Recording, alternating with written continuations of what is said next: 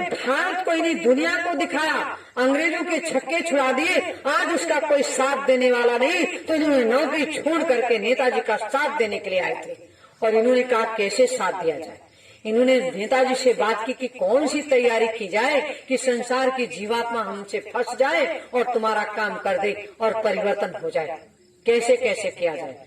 तो उन्होंने देखा कि ये संसार की जो जीवात्मा है ये वोट से परिवर्तन कर रही और साधु महात्माओं के पास जाती है, साधु महात्माओं का कहना मानते हैं। तो इन्होंने कहा मैं कौन सा रास्ता अपनाऊं। अपने जब नौकरी छोड़ करके चले तो कहा कौन सा रास्ता अपनाऊं। नेताजी सुभाष चंद्र बोस जी ने बताया कि मैं तो आखिर में संत बन गया हूँ, मैं तो संत बन गया, लेकिन मेरी आवाज को भी सुन करके मुझे पकड़ा जा सकता है, मेरे वेशभूषे को देख करके भी पकड़ लिया जा सकता है, क्योंकि मेरा जो कानून है ये कानून आज भी मेरे ऊपर बंधा हुआ है कि नेताजी जहाँ भी जिंदा मुर्दा मिलेंगे उनको ब्रिटिश गवर्नमेंट के हवाले किया जाएगा। तो मैं तो प्रतिबंधित हूँ सर, आप आओ मेरी व्यवस्था कोई ऐसी करो। तो कहा मैं व्यवस्था करूँ भाई, रास्ता आप बताओ। तो नेताजी ने इनको रास्ता बताया, कहा आप ऐसी शक्ति अर्जित करो कि संसार की जीवात्मा आपके चंगुल में फंस जाए। बाबा जय गुरुदेव ने सबसे मिल करके देखा, कई जगह गए, लेकिन मथुरा पहुंचे जब, तो मथुरा में आवाज लगाई कि इस महान शक्ति का कोई साथ देने के लिए मुझे कोई रास्ता बता दे तो मैं उसके लिए तैयार हूं। तो संसार को जब जरूरत होती है तो उसको तैयारी करने के लिए कोई शक्ति पैदा हो जाती है, कोई गुरु मिल जाता है। तो बाबा जय गुरुदेव को घूरेलाल जी महाराज मिल गए। घूरेलाल जी महाराज जी से उन्होंने पूछा कि ये बताइए कि ऐसे महान शक्ति का मैं साथ कैसे दूं। वो भारत में दर-दर की ठोकरें खा रहा, साधु के वेश में टाट का टुकड़ा पहन करके, मैं उसको भारत से कैसे बचाऊं, कैसे दुनिया के चंगुल से, इस डाकू के चंगुल से छुड़ा करके लाऊं, वो रास्ता मुझे बताओ। तो घूरेलाल महाराज जी ने कहा तुम शक्ति अर्जित करो, ध्यान भजन सिमरण करो, साधना करो, भक्ति करो, और जब भक्ति करोगे तो जब भक्ति आपकी पूरी हो जाएगी तो संसार की जीवात्मा तुम्हारे पास दौड़ी चली आएगी। बाबा जय गुरुदेव ने मेहनत की कस के, जब पास हो गए, इनके पास शक्ति हो गई, इनको इनके ये नेत्र इनका तीसरा खुल गया और तीसरे नेत्र से बैठ करके मथुरा से विलाप करने लगे। तब भी लोगों ने नहीं सोचा, तो एक गांव जाकर के सत्संग का है, भैया तुम मेरा सत्संग सुन लो। सामने ही अपनी दृष्टि को खोलने लगे, सामने ही आवाज को प्रकट करने लगे।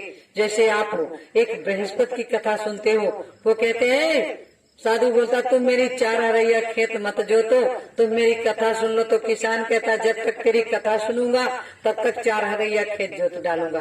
तो खेत के वो बैल गिर जाते। कहता यार कोई अवतारिक शक्ति गई है, दौड़ा दौड़ा कहा है बाबा जी तुम अपनी कथा सुनाओ, मैं कथा सुनूंगा और मैं तुम 4 हरैया। तो कहा यार तुम तो तब बोले थे 4 हरैया खेत जोत डालूंगा जब तक तुम्हारी कथा सुनूंगा। तो कहा नहीं अब सुनाओ मैं सुनूंगा। जब कथा सुना तो उसके बैल खड़े हो गए और सब कुछ उसका फिर उसी हिसाब से बन गया। तो स्वामी जी महाराज जी ने ऐसे ऐसे चमत्कार दिखाए तो लोगों ने विश्वास करना शुरू कर दिया। जब शुरू कर दिया तो मथुरा में भीड़ की भीड़ भागने लगी।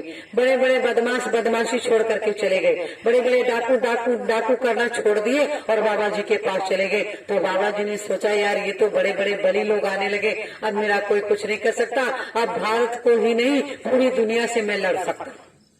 बाबा जी को भी घमंड आ गया, पूरी दुनिया से लड़ने के लिए तैयारी बना लिए।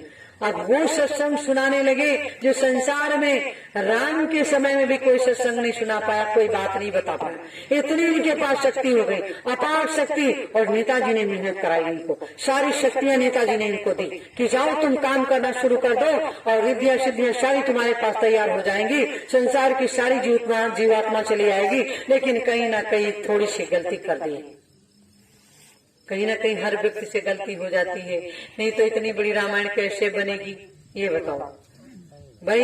ये रामायण कैसे बनती, ये रामायण रामचरितमानस के लिए इतनी मोटी रह जाती और जब दोबारा ये खेल बना और खेल बिगड़ गया एकदम से, जब फिर से तैयार होगी इसका मजा और कुछ होगा।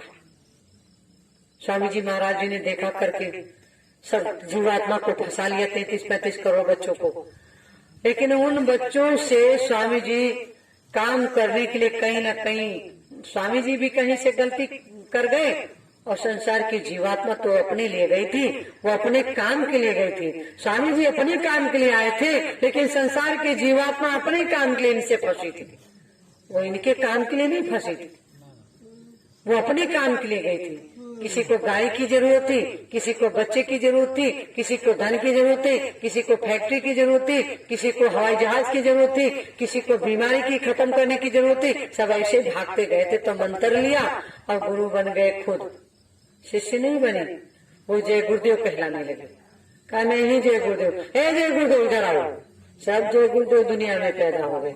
एक जय गुरुदेव मथुरा में, वो कहते हैं तुम मेरा जय गुरुदेव नाम नहीं, प्रभु का नाम जय गुरुदेव, परमात्मा का नाम जय गुरुदेव, लेकिन वो स्वयं कहते हैं जय गुरुदेव इधर आओ। जय गुरुदेव सब बन गए, घर घर जय गुरुदेव पैदा हो गए। कहा एक जय गुरुदेव नहीं, अभी जय गुरुदेव देश बना करके आवाज भी निकाल करके बोलेंगे, वो समय आएगा, आवाज भी निकालेंगे, जय गुरुदेव बनेंगे।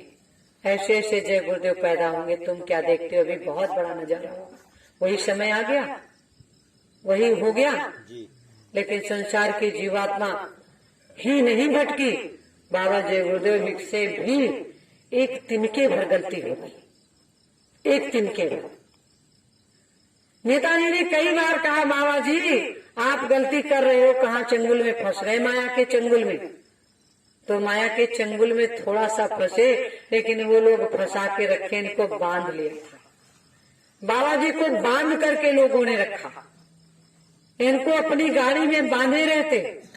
बड़ी बड़ी गाड़ियां इनके लिए आ गई, जो भारत में वो गाड़ी नहीं मिलती थी, ऐसी गाड़ी में बाबा जय गुरुदेव के नाम से खरीद लिए। कहा नहीं ये बाबा जय गुरुदेव की गाड़ी, गाड़ी उनके नाम से, लेकिन कहे बाबा जय गुरुदेव की गाड़ी। काम सब उनका, बाबा जय गुरुदेव का कोई काम नहीं। नाम सब उनका, बाबा जय गुरुदेव का नाम नहीं। मारे जाएंगे तो बाबा जय गुरुदेव, बदनामी होगी बाबा जय गुरुदेव की, और आप तो ऐसाराम में मस्त है। सतयुग नहीं आया, आया नहीं आया। आज बड़ी दर्दनाक कहानी है। हर युग में होता रहा, जो होता रहा वो साफ होता रहा, लेकिन इसमें होकर के फिर पीछे को फिर निकल गया, फिर पीछे हो गया। काम जब समय आया तो फिर पीछे चले गए, और जब पीछे चले गए तो फिर से बनाने में, घर एक बार बनाओ गिर जाए तो बड़ी मेहनत का काम। जैसे अभी एक दादाजी कह रहे थे, हमने छत डाली और छत के वो टूट गए पाए और छत बैठने लगी। तो हमने कहा छत तो वो तो दादा कमजोर हो गई। बोले कमजोर नहीं होगी, उसको जैक से खड़ा किए हैं।